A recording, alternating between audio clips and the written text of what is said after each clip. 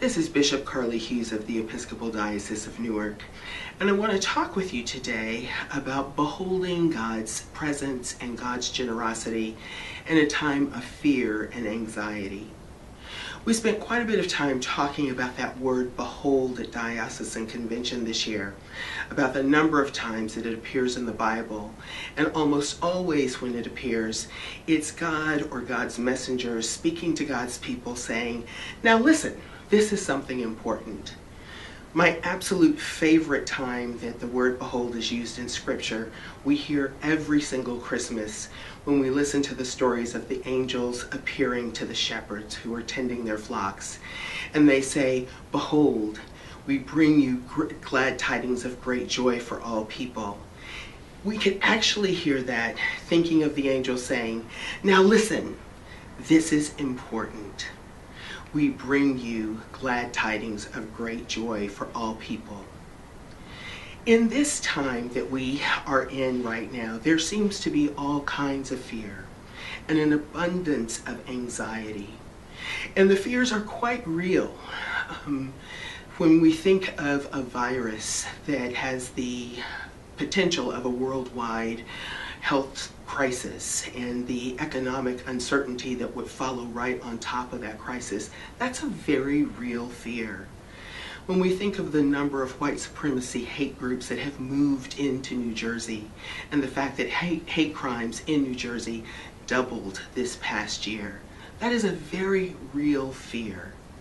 When we think of the health or the well-being of somebody that we love when that has been compromised, that is a very real fear.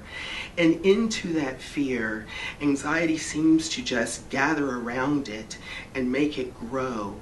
And despite our fear and despite our anxiety, God still is there and sending God's messengers to help us hear God's voice.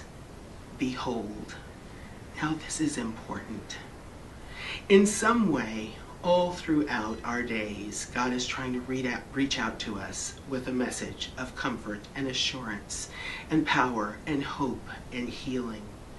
And I want to invite you in Lent, as you continue whatever your Lenten practice is, to look for those moments.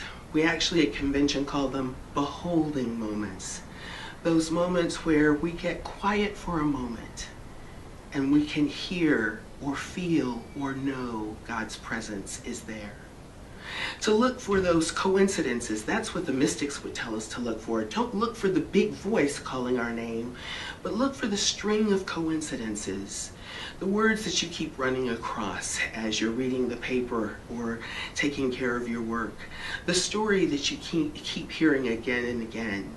Those coincidences are very often God's way or God's messenger's way of saying, behold, now listen. This is important. I and no one can promise you that the fear or anxiety is going to go away tomorrow. If I could, I would. If I could take it away from you, I absolutely would. But I can promise you that God is looking for you, and God is trying to get a message to you. Behold. Now listen.